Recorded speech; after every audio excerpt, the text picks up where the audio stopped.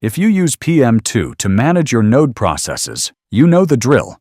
You SSH in, you run PM2 list, you squint at the output, then you type more commands to restart, reload, or check logs.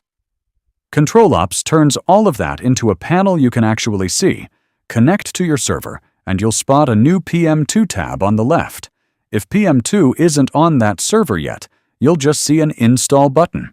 One click, and you're set. And if you've already got processes running, they show up right away. Up top, you get the numbers that matter at a glance. How many processes are online? How many errored? How many stopped? Plus total CPU and memory usage across all of them. Below that, every process is listed out, and on the right of each one, you've got quick actions: restart, reload, start or stop, and delete. Any of them. One click, no commands. Need to restart everything at once?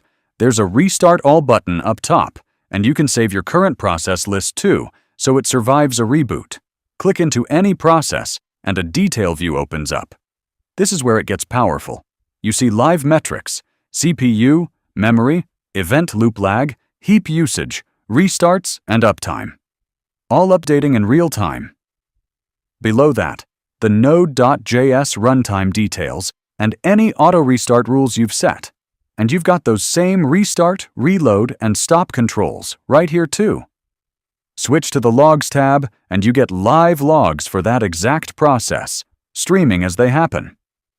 Search through them, or pull up the full log, all without opening a shell. Running in cluster mode, every instance in the cluster shows up individually, so you can watch and manage each one, or handle the whole cluster with those same quick actions. So if you're managing processes with PM2, you don't need to type a single command anymore. Start, stop, scale, and debug, all of it visual, all in CtrlOps. Take a look at CtrlOps.io and try it yourself.